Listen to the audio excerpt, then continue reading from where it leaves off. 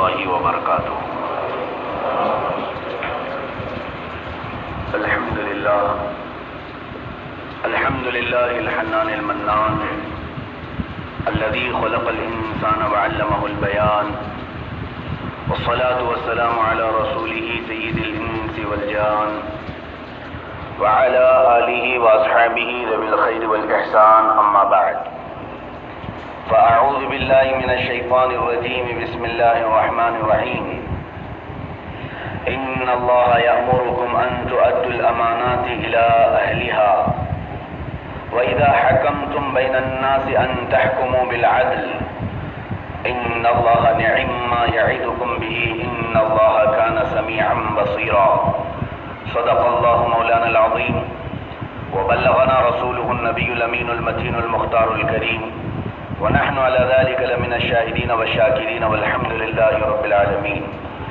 بارگاہ رسالت معاذ صلی اللہ تعالیٰ علیہ وسلم میں درود پاک کا ہدیہ پیش. قرآن عظیم میں اللہ تعالیٰ یوں ارشاد فرماتا ہے، بے شک اللہ تعالیٰ نے تمہیں حکم دیا کہ امانتیں ان کے اہل تک سپرد کر دو. امانتیں جس کی ہیں ان تک سپرد کر دو. وَإِذَا حَكَمْتُمْ بَيْنَ النَّاسِ أَن تَحْكُمُوا بِالْعَدْلِ، اور جب تم لوگوں کے درمیان فیصلہ کرو تو عدل و انصاف کے ساتھ کرو. عدل انصاف ایک ایسی طاقت ہے جو کسی بھی انسان کے اندر آ جائے تو اسے عرش تک کی بلندی پر لے جاتی ہے، اور یہ اتنا باریک راستہ ہے جس پر ہر کوئی چل بھی نہیں پاتا. آج میرے عزیزو، دنیا بھر میں کوئی بھی ملک ہو، اس کا ایک عدلیہ کا نظام ہوتا ہے، کورٹ ہوتے ہیں جہاں لوگوں کے فیصلے کیے جاتے ہیں، اور یہ ضروری ہے. عدل اگر اٹھ گیا تو زمین میں فساد ہوگا. عدل کا اپوزٹ ہے ظلم. اگر عدل نہیں ہے تو ظلم ہے، اور ظلم سے کوئی بھی زمین زیادہ دیر تک باقی نہیں رہتی.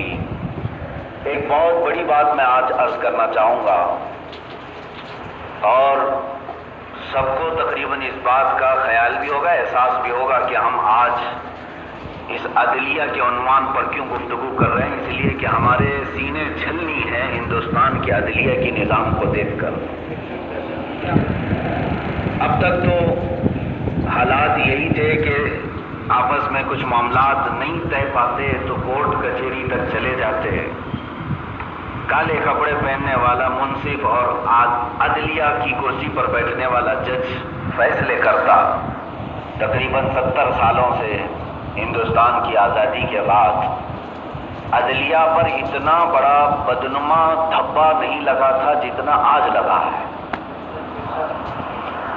میں اس کی صرف لفاظی نہیں کروں گا، آپ کو گہرائی کے ساتھ سوچنے کی ضرورت ہے کہ جو ایک مٹھی بھر جماعت یہودی صفت جو ہندوستان میں بھی اپنے پنجے گاڑ رہی ہے، وہ جماعت ہے RSS، جس کا ہر ادارے میں دخل اس طرح سے ہو چکا ہے کہ سارے ادارے اپنی پیورٹی کھو چکے ہیں. چاہے وہ عدلیہ ہو، CBI ہو، پولیس ڈپارٹمنٹ ہو، یہ سب حکومت کے لیے دست و بازو ہیں.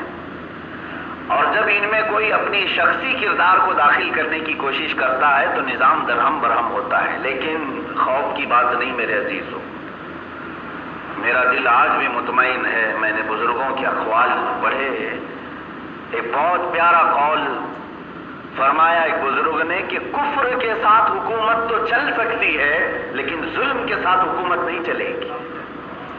کافروں کی حکومت چل سکتی ہے، لمبے دنوں تک چل سکتی ہے، لیکن ظالموں کی زیادہ دیر تک نہیں چلے گی. یہ بات سمجھ کر کے چلیں آپ. ظلم بہت لمبی عمر نہیں پاتا. اب تاریخ کے جروکوں میں آپ دیکھ لیں، بڑے بڑے ظالم آئے اس دنیا میں جنہوں نے انسانی خون سے دریاؤں کو لال کر دیا، زمینوں کو اتنا سرخ کر دیا تھا کہ گھوڑے کے ٹانپ اس میں بھیگنے لگتے ہیں.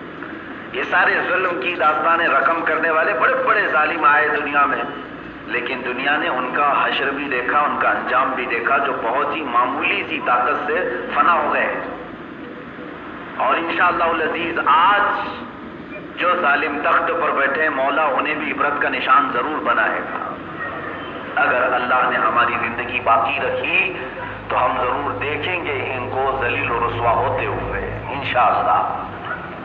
عزیزان گرامی، میں اسلام کا عدلیہ نظام پہلے پیش کر دوں، پھر میں آپ کے سامنے گفتگو کروں، کیونکہ قرآن سید الانبیاء صلی اللہ تعالیٰ علیہ وسلم سے مخاطب ہو کر کے فرما رہا ہے، اے رسول جب آپ لوگوں کے درمیان فیصلہ فرمائیں تو عدل کے ساتھ فرمائیں، عدل کے ساتھ فرمائیں۔ نبی کونین صلی اللہ تعالیٰ علیہ وسلم کی حیثیت آپ جانتے ہیں اسلامی عقائد کے اعتبار سے کہ آپ کی زبان سے جو نکل گیا وہی شریعت ہے۔ اللہ کے حبیب صلی اللہ تعالیٰ علیہ وسلم کو اختیار حاصل ہے اسلامی عقائد کی روشنی میں کہ آپ صلی اللہ تعالیٰ علیہ وسلم جس چیز کو چاہیں لوگوں کے لیے جائز فرما دیں اور جس چیز کو چاہیں ناجائز فرما دیں، لیکن انصاف کا تقاضا جب آئے تو اللہ تعالیٰ فرماتا ہے پھر عدل کے ساتھ آپ فیصلہ فرمائیں۔ حتیٰ کہ واقعات بھی اس بات کے شاہد ہیں کہ مدینہ طیبہ میں ایک مرتبہ ایک خاتون چوری میں پکڑی گئی، بنو مخزوم قبیلے کی ایک خاتون تھی، چوری میں پکڑی گئی، اور اسلام میں چوری کی سزا یہ ہے کہ ہاتھ کاٹ دیا جائے گا۔ اس کی تفصیلات ہیں، ایسا نہیں ہے کہ 5 روپے 10 روپے چوری کر لیا تو ہاتھ کاٹ دیا جائے گا، تفصیلات وہ فقہ کے ابواب میں آپ کو سمجھ میں آ جائیں گے، کتنی چوری کیا ہو، کتنی مرتبہ پکڑا گیا ہو، کتنے گواہ ہو، بہت سارے معاملات ہیں، یہ قاضی طے کرے گا، لیکن سزا اسلامی ہے، ہاتھ کاٹ دیے جائیں گے۔ وہ پکڑ کر لائی گئی، لیکن وہ ایک معزز خاندان سے تعلق رکھتی تھی، ابھی ابھی اسلام میں وہ خاندان داخل ہوا تھا، تو صحابہ کرام میں چیمی گوئیاں ہونے لگی کہ اگر ابھی اسے سزا دے دی جائے تو کہیں ایسا نہ ہو کہ یہ معزز اور اشراف کا قبیلہ بدگمان ہو جائے اور اسلام سے دور نہ ہو جائے، لہذا کچھ رعایت کرنی چاہیے اس خاتون کے ساتھ۔ اللہ کے حبیب صلی اللہ علیہ وسلم سے بات کرے تو کون کرے، اس معاملے میں آخر سفارش کرے تو کون کرے؟ سارے صحابہ کرام نے اتفاق رائے سے حضرت اسامہ بن زید کو مقرر کیا۔ یہ اسامہ بن زید رسول کریم صلی اللہ تعالیٰ علیہ وسلم کے منہ بولے بیٹے حضرت زید بن حارثہ کے صاحبزادے، اور حضور صلی اللہ علیہ وسلم کے گھر میں آنا جانا آپ کا کثرت سے ہوتا تھا، چھوٹی عمر کے تھے۔ اسامہ بن زید کو کہا گیا کہ آپ جائیں اللہ کے نبی سے بات کریں اس سلسلے میں کہ اس خاتون کے ساتھ کچھ رعایت کی جائے۔ اللہ کے نبی صلی اللہ تعالیٰ علیہ وسلم کے حجرے میں وہ داخل ہوئے۔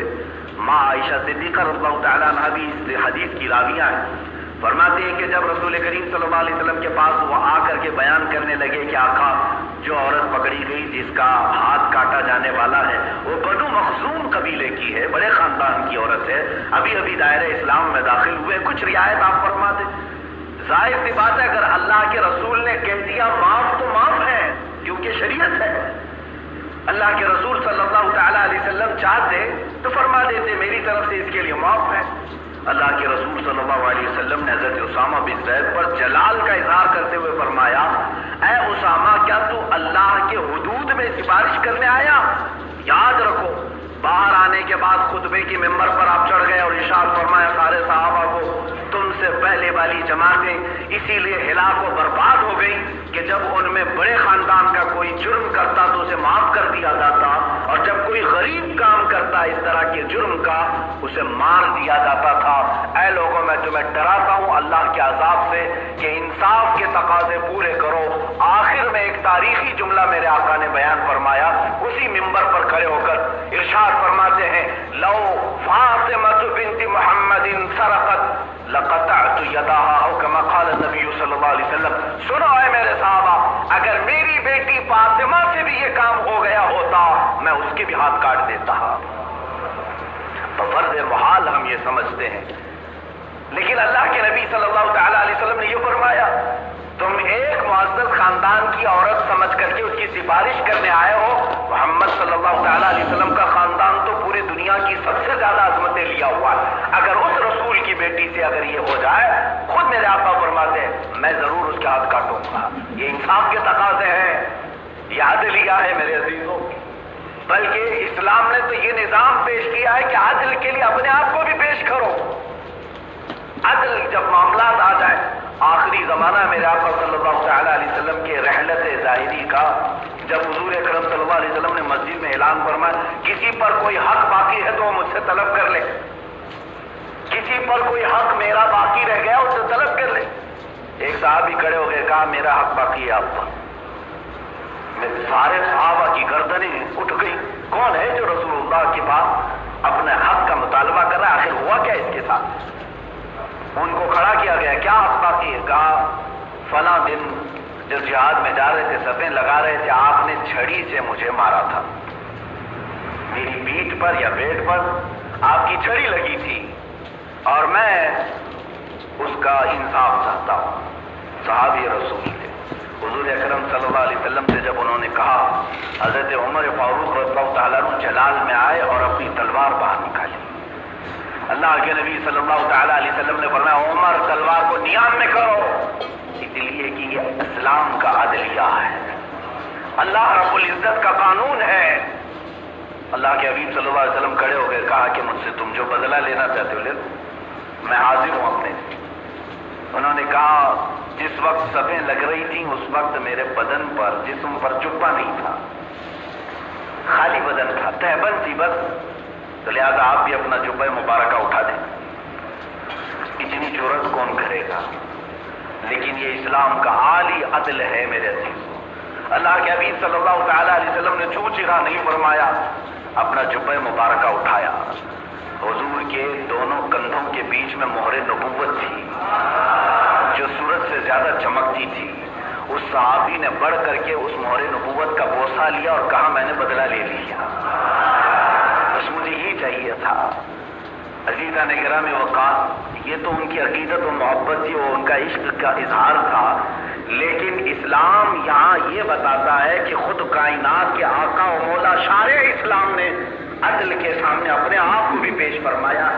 حتیٰ کہ سیدنا علی کرم اللہ وجہہ الکریم، مولا علی کرم اللہ وجہہ الکریم، جن کے عدل کے فیصلوں کے آج مثالیں دی جاتی ہیں، میرے عزیزوں جب حضرت عمر فاروق رضی اللہ تعالیٰ عنہ تخت خلافت پر بیٹھتے اور جب بھی کسی کا فیصلہ کرنا ہوتا تو پہلے دیکھتے علی ہے کہ نہیں ہے، حضرت علی مجمع میں ہے کہ نہیں ہے، اور فرماتے اگر حضرت علی کسی مجمع میں نہ ہو تو مجھے ڈر لگتا ہے کہ میں فیصلہ کرنے میں غلط نہ ہو جاؤں۔ وہ مولا علی کرم اللہ وجہہ الکریم جو عدلیہ کے نظام کے پورے ماہر تھے، زندگی میں ایک مرتبہ آپ کے ساتھ بھی ایسا ہوا کہ آپ کی زرہ چوری ہو گئی، لوہے کی زرہ کہتے ہیں جنگوں میں پہننے والا جو لباس ہوتا تھا، لوہے کی ٹوپی ہوتی تھی، لوہے کا جبہ ٹائپ کا کہ تیر اس پر نہ چبھے، یہ چوری ہو گئی، زرہ چوری ہو گئی۔ حضرت علی کرم اللہ وجہہ الکریم نے عدالت میں فیصلہ یہ مقدمہ کیا اور اتفاق سے یہ زرہ ایک یہودی کے پاس مل گئی، ایک یہودی جس کو پہنا ہوا تھا یا اس کے پاس نظر آ گئی۔ حضرت علی کرم اللہ وجہہ الکریم اس وقت امیر المومنین ہیں، چاہتے تو اپنے قوت سے اپنے طاقت سے اس کی زرہ کو لے لیتے، ارے تھوڑی سی پولیس بھیج دے تو پورا گھر یہاں ختم ہو جاتا ہے۔ وہ مولا علی کرم اللہ وجہہ الکریم نے عدالت میں مقدمہ کیا کہ میری زرہ چوری ہوئی اور فلاں کے پاس نظر آئی۔ قاضی نے بلایا، قاضی نے جب بلایا اس یہودی کو، وہ زرہ سمیت آیا۔ حضرت علی کرم اللہ وجہہ الکریم امیر المومنین ہے، ایک طرف وہ کھڑے ہیں، دوسری طرف یہودی ہے۔ قاضی نے کہا کہ یہ زرہ حضرت علی کی ہے، تم چوری کی ہو؟ اس نے کہا نہ، یہ میری اپنی ہے، میں نے چوری نہیں کیا۔ اگر یہ علی کی ہے تو کوئی گواہ ہے اس پر، کوئی گواہ ہے تو پیش کریں کہ میں نے چوری کیا ہے۔ حضرت علی کرم اللہ وجہہ الکریم نے حضرت امام حسن اور امام حسین کو پیش کیا، یہ جنتی جوانوں کے سردار۔ آخرت میں یہ تمام تر ان کے مقامات اپنی جگہ پر عدل کے اور یہاں انصاف کے کٹہرے میں جب آئیں تو جب جیسے آج کہا جاتا ہے کہ کورٹ ایویڈنس پر چلتی ہے، حقیقت میں یہ اگر ایویڈنس پر چلتی ہے تو صرف اسلام میں چلتی ہے، باقی میں نے نہیں دیکھا۔ یہاں مولا علی کرم اللہ وجہہ الکریم نے اپنے دونوں صاحبزادوں کو پیش کیا کہ حسن بھی گواہ ہے، حسین بھی گواہ ہے۔ قاضی اسلام جو کرسی پر بیٹھا ہے کہا اے علی اللہ کے نبی صلی اللہ تعالی علیہ وسلم کی حدیث میں ملتا ہے کہ بیٹوں کی گواہی باپ کے حق میں قبول نہیں کی جاتی۔ یہ کون امیر المومنین سے کہہ سکتا ہے؟ کرسی عدالت پر بیٹھا ہوا قاضی، جسے خلیفۃ المسلمین جب چاہے اٹھائے نکالے۔ لیکن اسلام ایسا نہیں ہے کہ کسی کو پارلیمنٹ کی کرسی دینے کے شوق میں اور لالچ میں سپریم کورٹ کے ججوں کو بھی خرید لیا جائے۔ یہ اسلام کا نظام نہیں ہے۔ حضرت علی رضی اللہ تعالیٰ عنہ چاہتے تو کہہ دیتے کہ تو فیصلہ میرے حق میں کر دینا، تجھے بعد میں کوئی وزارت دے دوں گا جب ریٹائرڈ ہو جائے گا۔ حضرت علی رضی اللہ تعالیٰ عنہ کہتے ہیں اب ان کے علاوہ میرے پاس کوئی دوسرا گواہ نہیں، یہی دو ہے، حضرت حسن اور حضرت امام حسین رضی اللہ تعالیٰ، یہی دو گواہ، ان کے علاوہ نہیں ہے۔ قاضی نے مقدمہ خارج کر دیا اور کہا کہ آپ کی یہ زرا نہیں ہو سکتی، یہ یہودی کی ہوگی، ایویڈنس پر چل رہی ہے بات۔ وہ یہودی کے حق میں فیصلہ ہوا، وہ لے کر کے جانے لگا کہ قاضی اسلام نے امیر المومنین کو زرا دلانے کی بجائے ایک یہودی کے حق میں فیصلہ کر دیا کہ یہ زرا یہ ہے۔ میرے عزیزوں، مائنورٹی کے حقوق کیا ہوتے ہیں یہ بھی اسلام میں پڑھو۔ لیکن وہ یہودی عدالت کے کمرے سے باہر تک نہیں نکلا تھا کہ واپس آیا اور کہا قاضی اسلام سے کہ میں زرا یہ پیش کرتا ہوں لیکن ساتھ میں اپنے آپ کو اسلام میں پیش کرتا ہوں، میں مسلمان ہونا چاہتا ہوں۔ کہا کیوں؟ کہا حقیقت تو یہ ہے کہ یہ زرا علی کی ہی ہے، میں نے چوری کی تھی، لیکن میں یہ دیکھا کہ آج اسلام کا نظام اتنا مضبوط ہے کہ اگر وقت کے امیر المومنین کے پاس گواہ نہ ہو تب بھی عدالت پر بیٹھا ہوا قاضی سامنے والے کو نہیں دیکھتا بلکہ جس کے حق میں ثبوت ہے اسی کے حق میں فیصلہ کرتا ہے۔ میں نے اسلام کے اس عدل پر اپنی جان نچھاور کرنے کے لیے اسلام میں اپنے آپ کو پیش کیا ہے۔ عزیزان گرامی وقار، ایک دو نہیں ہزاروں مثالیں میں تمہارے سامنے رکھوں، ہزاروں مثالیں۔ الحمدللہ ہم اس مذہب مہذب سے تعلق رکھتے ہیں جس میں قرآن نے ہمیں یہ کہا یا ایھا الذین آمنوا کونوا قوامین بالقسط، اے ایمان والو عدل میں بالکل پورے کے پورے کھرے اترو، پورے کے پورے کھرے اترو جب تم کسی کے ساتھ انصاف کا معاملہ کر رہے ہو۔ اسی لیے اس سے قبل بھی میں نے کئی مرتبہ اس بات کو لوگوں کے سامنے پیش کیا ہے، جو بیٹھ کر کے محلوں میں جماعتیں فیصلہ کرتی ہے وہ بھی یاد رکھیں، آج تم نے کسی کا چہرہ دیکھ کر کے فیصلہ کر دیا، کل قیامت میں جو عدل الہی ہوگا وہاں بچ نہیں پاؤ گے۔ قرآن کہتا ہے الیس اللہ باحکم الحاکمین، سورہ والتین والزیتون کی آخری آیت پڑھو، کیا اللہ احکم الحاکمین نہیں ہے؟ سارے حاکموں سے بڑھ کر کے وہ حاکم ہے۔ قیامت کے دن پکارا جائے گا، کہاں ہیں وہ لوگ جو نا انصافی کیا کرتے تھے، ان کے پیٹ زمینوں پر لٹک رہے ہوں گے، وہ آئیں گے، پکارے جائیں گے، اور اکثر انصاف کی کرسی پر بیٹھنے والے جنہوں نے ظلم کیا ہوگا کسی کے ساتھ وہ جہنم میں جھونکے جا رہے ہوں گے، دوزخ میں ڈالے جا رہے ہوں گے، اس لیے کہ کسی کے ساتھ انہوں نے حق مارا ہوگا یا کسی کے خلاف فیصلہ دیا ہوگا۔ عزیزان گرامی، یہ کرسی اتنی ذمہ داری کی کرسی ہے کہ وقت کے امام اعظم ابو حنیفہ رضی اللہ تعالیٰ عنہ کو اس وقت کے خلیفہ نے پیشکش کی تھی کہ آپ سے بڑا فقیہ میں نے کوئی نہیں دیکھا، آپ چیف جسٹس کا عہدہ سنبھال لیں، قاضی القضات کا۔ امام اعظم ابو حنیفہ نے فرمایا کہ میں اس لائق نہیں ہوں، میں قاضی بننے کے لائق نہیں ہوں۔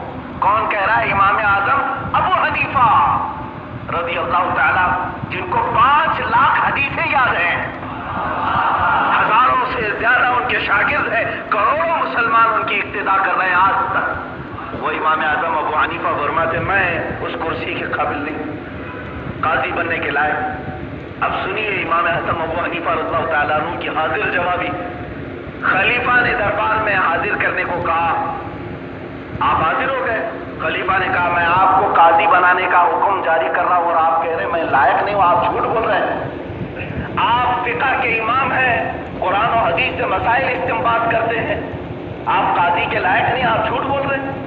امام اعظم ابو حنیفہ رضی اللہ تعالیٰ عنہ نے ادب سے کہا اے خلیفۃ المسلمین، اب آپ بھی فیصلہ کر لیں، آپ کی نظر میں اگر میں جھوٹ بول رہا ہوں تو جھوٹے کو قاضی کیسے بنا سکتے ہیں؟ اگر آپ کی نظر میں جھوٹ بول رہا ہوں تو پھر جھوٹ بولنے والے کو تو قاضی بنانا ہی نہیں چاہیے۔ امام احمد بن حنبل رضی اللہ تعالیٰ عنہ کے ایک صاحبزادے وہ قاضی تھے، जिंदगी पर इमाम अहमद बिन हम्बल उनके घर में नहीं जाते थे, इसलिए कि वो डरते थे कि कहीं इसने इंसाफ में कहीं ऊंच नीच ना कर दिया हो। हालांकि वो अदल का वो जमाना था जहाँ सहाबा इकराम का माहौल तो ये था कि अमीरुल मोमिनीन उमर फारूक रज़ियल्लाहु तआला अन्हु जुमा के दरमियान खड़े हैं, तो सहाबी को पूछने का हक था कि आपका जुब्बा इतना लंबा कैसे हो गया, दूसरों का इतना नहीं बना है। कपड़े सबको तकसीम हुए थे, जो माले गनीमत में आए थे आपको भी मिले थे, आपका बड़ा हो गया, हमारा सबका नहीं बना। ये सवाल करने का हक भी सहाबा को अल्लाह के नबी ने दिया था कि इस्लाम जिस जमहूरियत का कायल है वो ये जमहूरियत नहीं है, ये डेमोक्रेसी नहीं है, ये तो डिक्टेटरशिप है। यहाँ पर एक तरफा निजाम है। मेरे अजीजों, अब मैं आपको आगाह करना चाहूंगा, जिस प्यारे वतन में हम रह रहे हैं, इस भारत में, यहाँ के सारे जो कवानीन थे इसे बदलने की नापाक कोशिशें फिर से जारी हो गई हैं। अंग्रेजों का जो दौर था 200 साला, उसमें इतना जुल्म नहीं था जितना आज की हुकूमतों के दरमियान है। इनके अंदर सिर्फ और सिर्फ तासुब है, सिर्फ और सिर्फ नफरत के बीज इनके सीनों में उबल रहे हैं, और सिर्फ ये एक तरफा सरमायादाराना निजाम चाहते हैं। मैं यहाँ खुल करके कहना चाहूंगा, ये सिर्फ मुसलमानों के खिलाफ नहीं है। आज जो हुकूमतों पर बैठे हैं लोग इनको इस तरह से पेश कर रहे हैं, बल्कि वो मुद्दा हासिल करना चाहते हैं हम एंटी मुस्लिम है। हकीकत में ये सिर्फ मुसलमानों के दुश्मन नहीं है, हिंदू बिरादरी में से दलित तबके के भी सबसे ज्यादा दुश्मन यही है। दलित तबका भी आज बेदार हो जाए, वरना वो फिर 2000 साल पहले वाली जिंदगी में वापस जाएंगे। मैं ये बारहा कई दिनों से कह रहा हूं, आज इंसाफ के खून को, इंसाफ की कुर्सियों का ऐसा खून कर दिया गया है कि पूरी दुनिया इस पर शर्मिंदा है। आज पूरी दुनिया शर्मिंदा है। हालात एक दो नहीं मेरे अजीजों, यहाँ पर बाबरी मस्जिद के ढांचे को गिराने वाले आज खुलेआम स्टेटमेंट दे रहे हैं, हमको गर्व है, फख्र है, हमने गिराया था, और कोर्ट कह रही है नहीं, इनमें से कोई गिराया ही नहीं था। मुजरिम कह रहा मैंने गिराया है, और कोर्ट कह रही नहीं, जाओ तुम्हें माफ है। ये है आदल का निजाम। ये ढकी छुपी बातें होती तो मैं यहाँ मिंबर पर नहीं कहता। ये बातें ये नेता उन चैनल्स में कह रहे हैं जिनको करोड़ों लोग देखते हैं, न्यूज चैनल्स में। ये खुद अलल ऐलान बड़े बड़े नेता कह रहे हैं कि हमको गर्व है, फख्र है, हम 92 में हम गिराने गए थे। बाज न्यूज एंकर्स ने उनको सवाल भी किया, ऐसा तो नहीं कि ये एक साजिश थी? उन्होंने कहा साजिश नहीं थी और अचानक नहीं हुआ था, ये पूरा प्री प्लान हुआ था। उसके बावजूद हमारी अदालत कह रहे नहीं, ये निर्दोष। मेरे अजीजों, मुझे कभी कभार ऐसा लगता है कि वो जो गिराने के लिए आए थे, ना वो जमीन से थे ना आसमान से थे, पता नहीं कोई तीसरी मखलूक आकर के गई। शायद जजों को ये बताने की जरूरत है कि हिंदुस्तान में एक तीसरी मखलूक भी रहती होगी जिसको कोई देखता नहीं, इसलिए कि ये अपनी कुर्सी के सामने पट्टी बांधा हुआ एक मुजस्समा रखते हैं, मूर्ति रखते हैं। शायद जिस जज ने फैसला दिया वो फैसला देने के वक्त भी पट्टी बांधा हुआ हो। अजीज़ान गिरामी वक़ार, ये इंसाफ का खून नहीं है तो और क्या है?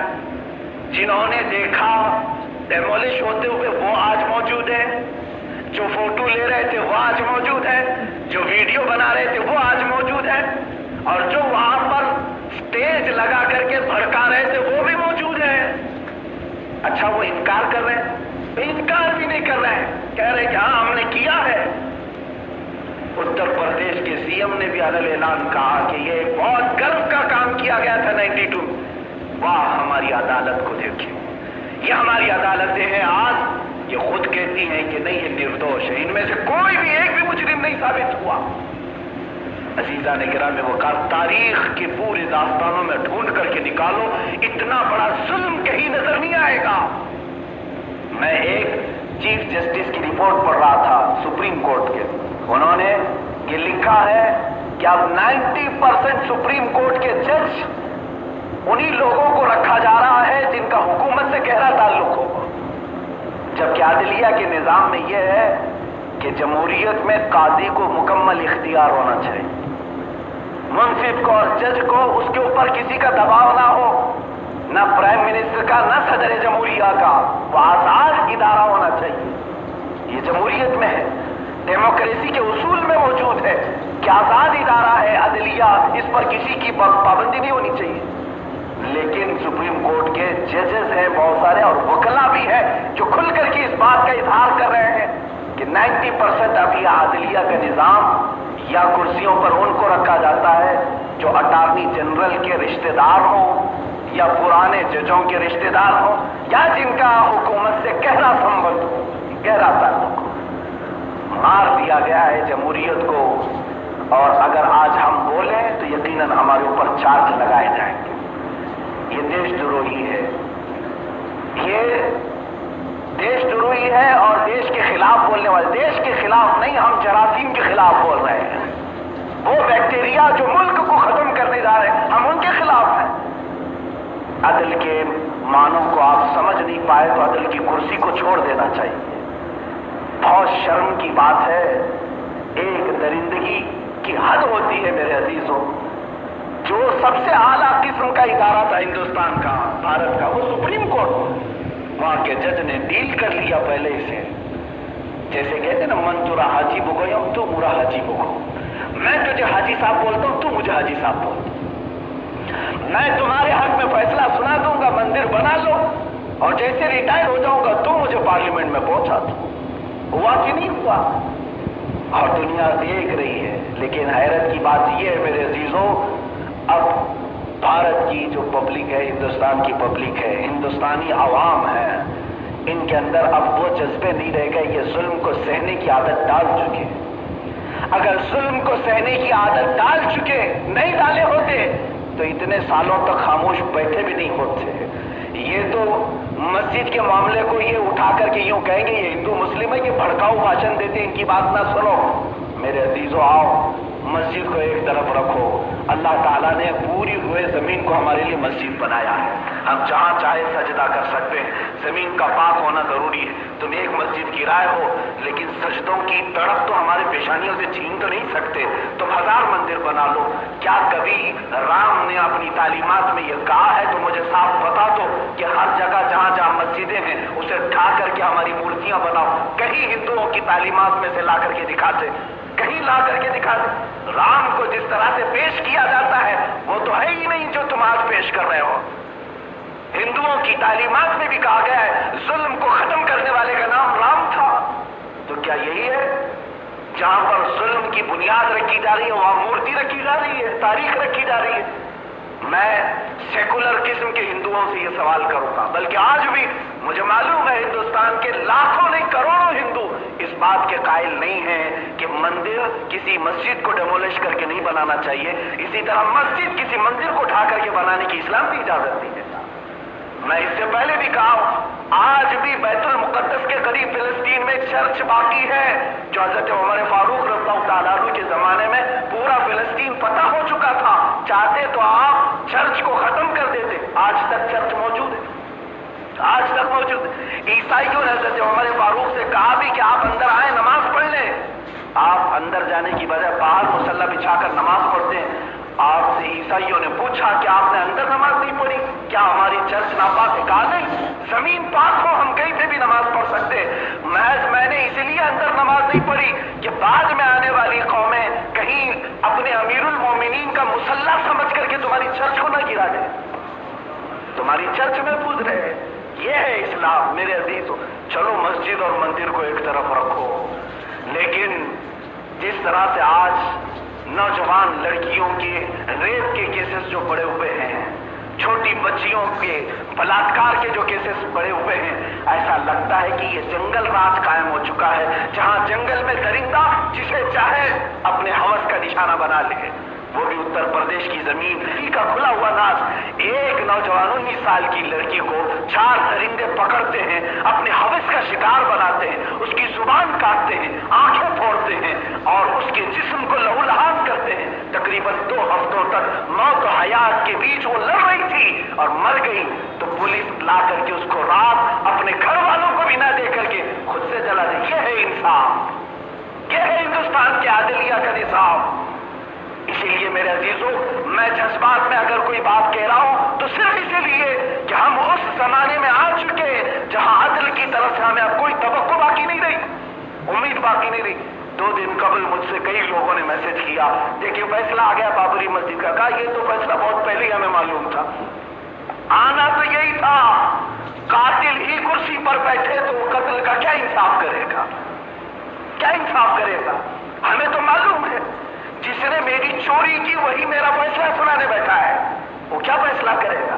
हमें तो पहले से मालूम था।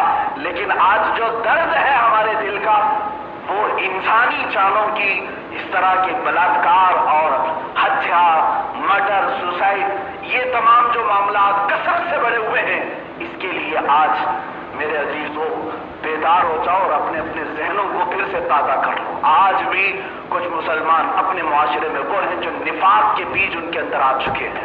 वो कहते हैं आज अपनी जमात में से कुछ लोगों को अगर कोई मौलवी भी झंडा उठा करके इनकी जय जय करता है, लानत है तुम पर, अल्लाह की बारगाह में तुम्हें भी खड़ा होना होगा। तुम शैतान हो अपनी जमात के, तुम शैतान हो अपनी जमात के जो हुकूमत की हाँ में हाँ मिलाते हो। मेरे अजीजों, औलिया कामिलीन जो तसव्वुफ की किताबों में आप देखें, सूफिया हज़रत फुज़ैल बिन अयाज़ रज़ियल्लाहु ताला अन्हु, गालिबन यही बुजुर्ग है, खलीफा हारून रशीद कोई जालिम बादशाह नहीं था, लेकिन खिलाफत सियासत हाथ में थी। बुलवाया, उसकी आदत थी खलीफा हारून रशीद की, जो भी बुजुर्ग है बुला करके दुआ लेता, कहता कुछ नसीहत फरमाए, कुछ नसीहतें फरमाए। फुज़ैल बिन अयाज़ को बुलाया, जब बादशाह बुलाए तो जाना ही पड़ेगा। गए, कहा कि आप कुछ नसीहत फरमाएं, कुछ दुआ फरमाएं। नसीहत फरमाई, दुआ की। वो वजीफे देता, कुछ नजराने देता, आप नहीं कबूल करते थे। बादशाह ने पूछा कि फुज़ैल बिन अयाज़ से कोई और हाजत है आपकी तो बता दे। ये उस जमाने का खलीफा जिसके अंडर में कई ममालिक, कई रियासतें आती थी, बनु अब्बास का ये खलीफा, मशहूर जमाना खलीफा हारून रशीद। पूछा कि कोई हाजत हो तो बता दे। फुज़ैल बिन अयाज़ ने कहा मेरी एक हाजत है, आप पूरी करेंगे तो वादा करते। कहा मैं वादा करता हूं, मेरे इख्तियार में जो होगा मैं पूरी करूंगा। फुज़ैल बिन अयाज़ ने कहा मेरी सिर्फ एक हाजत है कि मैं जब तक जिंदा रहूं दोबारा कभी मुझे दरबार सियासत में न बुलाया जाए, मुझे दरबार खिलाफत में न बुलाया जाए, बादशाह के हुजूर में बुलाया जाए। यहाँ कुछ वो लोग हैं जो अपनी रोटियां सेकने के लिए वहां बादशाह वक्त के कदमों में जाकर के बैठते हैं। ऐसे कुफरियों को भी पहचानो अपनी जमात में। अजीजा ने गिरामी, जब इंसाफ का खून हो रहा है तुम जालिमों के साथ खड़े रहो। एक बात याद रख लेना, आज दरिंदगी की हदों को पार कर लिया जिन लोगों ने, ये यजीद से भी बदतर लोग हैं। ये वो लोग हैं जो पूरे के पूरे इस्लामी ढांचे को खत्म करने की कोशिश कर रहे हैं। आज इन लोगों के साथ जो खड़ा होगा वो यकीनन अपनी जमात का मुनाफिक है जो दीन बेच रहा है। मुझे आज इस्लामी निजाम की ये बात याद आती है। उत्तर प्रदेश की उस नौजवान बच्ची के रेप के बाद, उसके कत्ल के बाद वाकई हमारे भी आंसू रुक नहीं पाए। जब उसके घर वालों को धारे मार मार कर रोते हुए देखा तो फिर ऐसा एहसास होने लगा कि अब अमन अमान उठ गया है। ऐ लोग अपनी बच्चियों की खुद हिफाजत करो, खुद हिफाजत करो, इन दरिंदों के हवाले ना छोड़ो।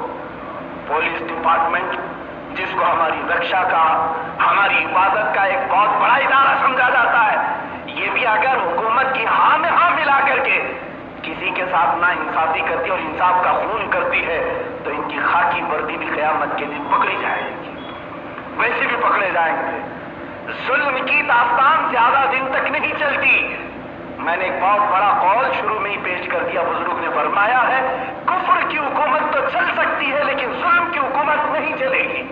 देख लेना, जिन्होंने हिंदुस्तान की इसी सरजमीन पर चंद सालों पहले कश्मीर की 8 साल की बच्ची के साथ नहीं बलात्कार हुआ, पंडितों ने किया, और वो भी जो इबादत का है, हिंदुओं की मुकद्दस जगह है वहां पर, और उसे भी मार दिया। 8 दिन तक उसको अपने हवस का निशाना बना बना करके उसे कत्ल कर दिया, मार दिया।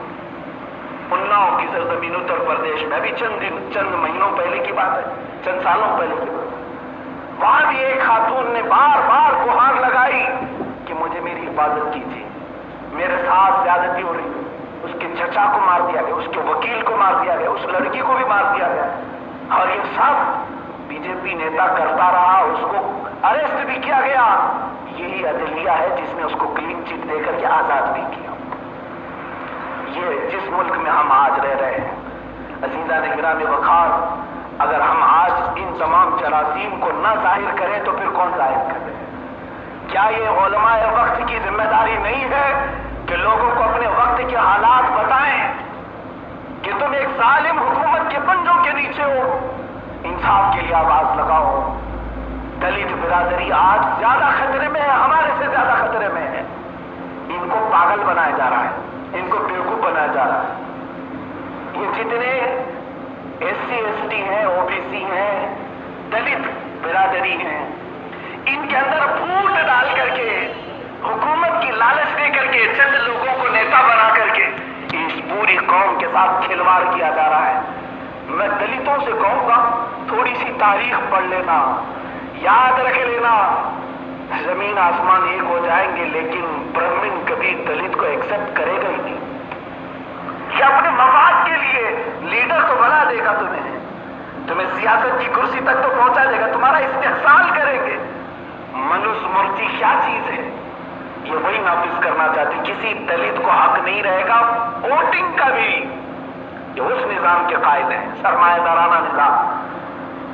لیکن دلتوں کو بیوقوف یہ کہہ کر کے بنایا جا رہا ہے کہ یہ ہندو مسلم کی بات ہے، حالانکہ اکثر یہ دیکھا گیا ہے کہ دلت برادری کا مسلمانوں سے کوئی زیادہ لڑائی والا معاملہ نہیں رہا، کیونکہ وہ معتدل مزاج کے لوگ تھے، وہ حق مارے گئے ہوئے لوگ تھے، مظلوم تھے، اس لیے مسلمانوں کے ساتھ ان کے اچھے تعلقات تھے۔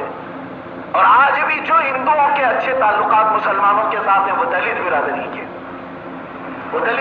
کے، اسی لیے اچھے تعلقات رہے کہ وہ کٹر پنتھی نہیں دیکھتے تھے اور اسلام کے نظام کو پسند کرتے ہیں، جہاں کاسٹزم نہیں ہے، برابری ہے، مساوات ہے، وہ پسند کرتے ہیں۔ جب ان برہمنوں نے دیکھا کہ یہ دلت مسلمانوں کے قریب ہو رہے ہیں تو ان میں پھوٹ ڈالنے کے لیے، ان کو توڑنے کے لیے اس طرح کے نظام بنائے گئے کہ ان کی پارٹیاں الگ الگ کر دی گئیں، ان کو کچھ نیتا بنا دیے گئے تاکہ ان کے ووٹ بکھر دیے جائیں۔ عزیزان گرامی وقار، میں آج میسج ان کو بھی دینا چاہوں گا جتنے مارے جا رہے ہیں، جتنی پیٹے جا رہے ہیں، یہ جو لڑکی ماری گئی ہے یہ کون سے کاسٹ کی تھی؟ ذرا معلوم کر کے بتاؤ، اور مارا کون لوگ، کن لوگوں نے مارا یہ بھی تم تحقیق کر کے بتاؤ۔ میں آج نہیں کہوں گا۔ آج ہندوستان 70 سال کی ترقی کے بعد، 70 سال کی آزادی کے بعد اس کٹہرے میں پہنچ گیا جو آزادی سے پہلے بھی ایسے حالات نہیں تھے۔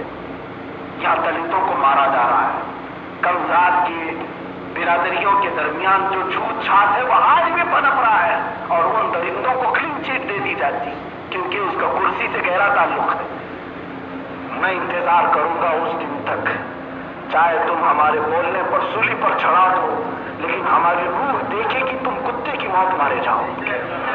اور ہم نے ان بادشاہوں کو دیکھا ہے مرتے ہوئے، تاریخ پڑھی ہے، جو ظلم کرتے تھے، آج ان کے مرگھٹ پر کتے پیشاب کرتے ہیں، ان کی موت کے بعد ان کے مرگھٹ پر کتے پیشاب کرتے ہیں۔ ہو سکتا ہے میں کمزور ہوں، آج میں صرف ایک مسجد کے ممبر سے پکار رہا ہوں، میں بول رہا ہوں اس بات کی سزا دینے کے لیے تم پھانسی تک لے جاؤ گے، انشاءاللہ العزیز میرا رب چاہے گا میری عزت کو نہیں چھین سکو گے، مر کر ہم مٹی کے نیچے بھی جائیں گے، انشاءاللہ ہمارا ذکر کرنے والے، ہمارے فاتحہ پڑھنے والوں کی کثرت اللہ بنائے گا۔ اللہ رب العزت لوگوں کے دلوں میں محبت ڈالنا یہ مولا کا کام ہے، رب ذوالجلال کا ذمہ کرم ہے۔ ہمیں اس بات کا کوئی خوف نہیں کہ ہم مارے جائیں گے، ٹکڑے کر دیے جائیں گے، انشاءاللہ العزیز موت کے بعد بھی مومن کی عزت میں اضافہ ہوتا ہے۔ لیکن ہم بول رہے ہیں، ہاں سلطان محمود غزنوی کی ایک بات یاد آتی ہے، محمود غزنوی جنہوں نے ہند پر حکومت بھی کی ہے اور ایک عدل کا نظام بھی قائم کیا تھا۔ ایک بار محمود غزنوی کے پڑوس میں رہنے والا ایک شخص وہ شکایت کرتا ہے آ کر، سلطان اسلام میرے گھر میں روز ایک حادثہ ہو رہا ہے۔ کہا کیا ہو رہا ہے؟ رات کے وقت آپ کا کوئی قریبی وزیر آتا ہے اور میری بیوی سے بدکاری کرتا ہے، میری بیوی محفوظ نہیں، میری بیوی کی عزت جا رہی ہے، میں کچھ نہیں کر سکتا۔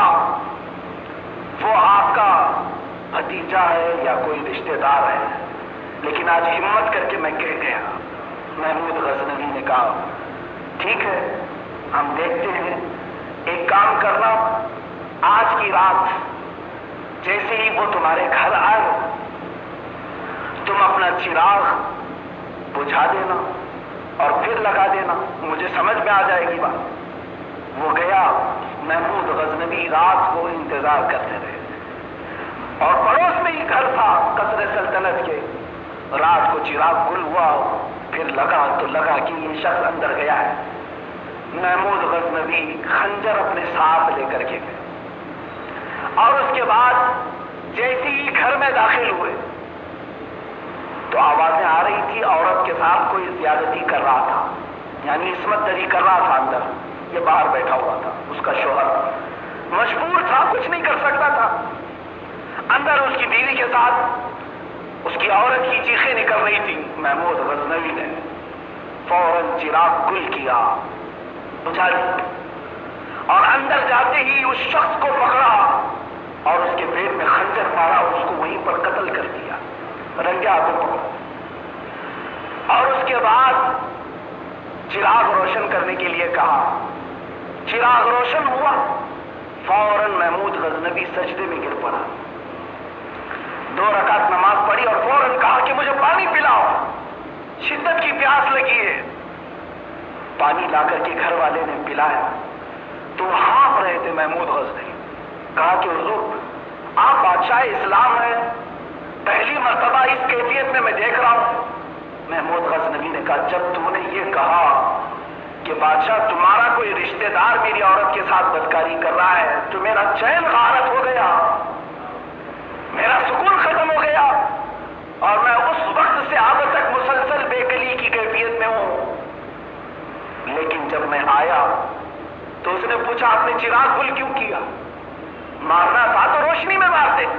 محمود غزنوی نے کہا میں نے یہ سوچا کہ کہیں میرا عزیز رشتہ دار ہو، دیکھ کر کے رحم نہ آ جائے اور میں انصاف کا خون نہ کر بیٹھوں، میں نے اندھیرے میں قتل کر دیا۔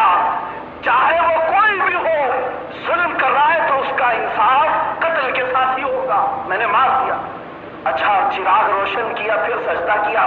کہا اسی لیے کہ جب روشنی آئی میں نے دیکھا وہ میرا کوئی رشتہ دار نہیں تھا، وہ جھوٹ بول کر تمہارا استحصال کر رہا تھا۔ میں نے اللہ کا شکر بجا لایا کہ مولا میرے گھر کو اس طرح کے ظلم سے پاک رکھا ہے۔ پانی کی شدت کی پیاس، کہا جب سے تو نے شکایت کیا تھا میں نے قسم کھا لیا تھا جب تک تجھے انصاف نہ ملے میرے حلق سے پانی کا ایک قطرہ نہیں جائے تھا، میں نے پانی نہیں پیا تھا۔ یہ محمود غزنوی نے انصاف کی تاریخ رقم کی ہے۔ یہاں درندے جو انصاف کے لیے، میرے عزیزوں آپ کو اگر میں بتاؤں تو جو معمولی سی کرسی پر بھی بیٹھا ہوا ہے وہ نہ جانے کتنے بلاکار کر رہا ہے، کتنی عورتوں کی عزت نوچ رہا ہے، کتنے لوگوں کے مال پر قبضہ کر کے اپنی کرسی بچھایا ہوا ہے۔ اسی لیے اب ہمیں امن نہیں محسوس ہوتا، اب ہمیں امن نہیں لگتا۔ یہ آخری زمانے میں ہم آ چکے ہیں میرے عزیزوں، جس کے متعلق میرے آقا صلی اللہ تعالیٰ علیہ وسلم نے بشارتیں دی ہیں۔ اے مسلمانوں اب تم جلدی تیاری کرو، قیامت قریب آ چکی ہے، اقتربت الساعہ، قیامت بہت قریب آ چکی ہے۔ اصل انصاف کے کٹہرے میں کھڑے ہونے کا وقت آ گیا ہے، جب مولا کریم خدا قدیر و جبار کی آواز آئے گی، لمن الملک اليوم، آج کی بادشاہت کس کی ہے؟ جب اللہ پکارے گا للہ الواحد القہار، خود جواب بھی فرمائے گا آج کی بادشاہت ایک قہار خدا کی بادشاہت ہے۔ اس دن سارے کٹہرے میں پیش کیے جائیں گے، کیسے آئیں گے؟ وعرضوا الی ربک صفا، اپنے رب کے سامنے صف در صف لائے جائیں گے، بلکہ فرشتوں کو کہا جائے گا پکارو ان کو، این المتکبرون این الجبابرہ، کہاں ہے وہ گھمنڈی لوگ، کہاں ہے وہ جبار لوگ جو ظلم کرتے تھے؟ انہیں چوٹی کی حیثیت سے بنا کر کے قیامت میں لایا جائے گا اور حکم ہوگا سب ان کو اپنے پیروں سے روندو تاکہ انہیں پتا چلے کہ ان کا مقام کیا تھا۔ روندے جائیں گے، یہ پیروں سے روندے جائیں گے۔ لیکن آج میں نے اپنے دل کا دکھ اور درد آپ کے سامنے پیش کیا ہے۔ میں اس ملک میں تھا جس کو کبھی اقبال نے کہا تھا سارے جہاں سے اچھا ہندوستان ہمارا، ہم بلبلیں ہیں اس کی، یہ گلستان ہمارا، ہم اس ترانے گنگنایا کرتے تھے۔ اس ہندوستان میں آج بھی وہی اچھائیاں موجود ہیں، یہاں لہلہاتی ہوئی فصلیں اپنی جگہ پر، لیکن چمکتے ہوئے مقابر کبھی غریب نواز کے ہیں، کہیں محبوب الہی کے ہیں، کہیں بختیار کاکی کے ہیں، کہیں علاؤالدین صابر کلیری کی ہیں۔ یہ نشانات ہیں۔ یہاں ہندوؤں نے بھی اپنی تاریخ رقم کی ہے، عیسائیوں نے بھی اپنی تاریخ رقم کی ہے، کرسچنوں نے بھی، سکھوں نے بھی اپنی اپنی تاریخ رقم کی ہے۔ گنگا جمنی تہذیب کا ایک ملک اسے کہا جاتا تھا۔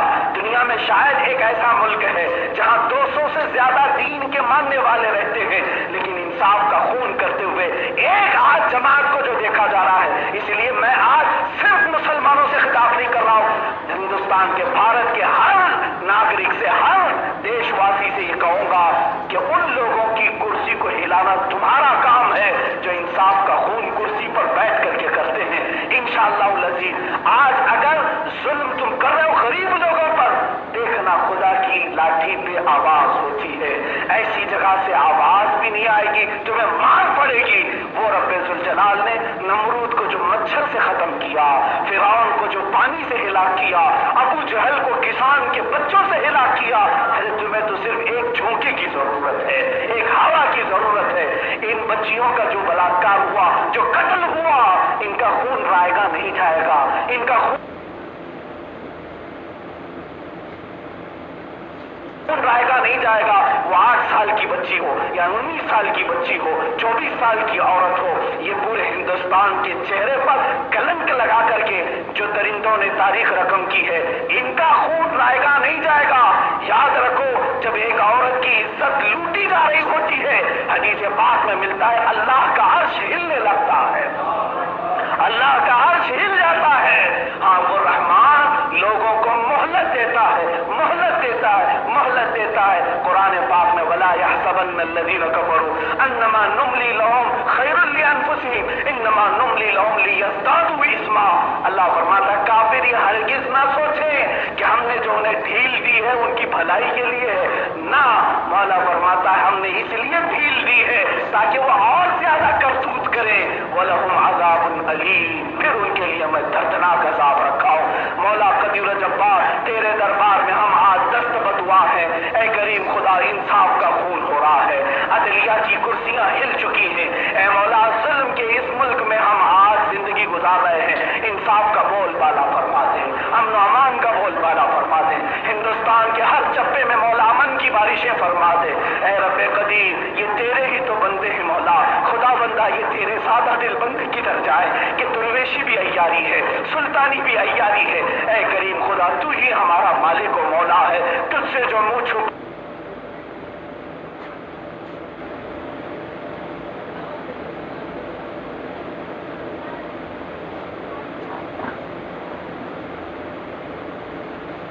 پائے تو کرے کس کے سامنے، کیا اور کسی سے توقع نظر کی ہے؟ اے رحمان، اے رحیم مولا، ہم سب کو عدل و انصاف عطا فرما دے، ظالموں کو ہٹا کر حاکم منصب ہمیں عطا فرما دے۔ اے کریم خدا، اسلام و سنیت کا بول بالا فرما، ظلم و کفر و شرک کا منہ کالا فرما، کفار و مشرکین کے برے منصوبوں کو خاک میں ملا دے۔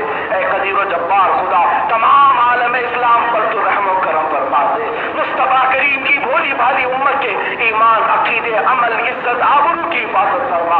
ہماری بچیوں کو مولا ہم نے تیرے حوالے کر دیا، ان کی عصمتوں اور عزتوں کی تو غیب سے حفاظت فرما۔ وصلی اللہ تعالی علی خیر خلقہ محمد وعلی آلہ واصحابہ اجمعین، وآخر دعوانا الحمد للہ رب العالمین۔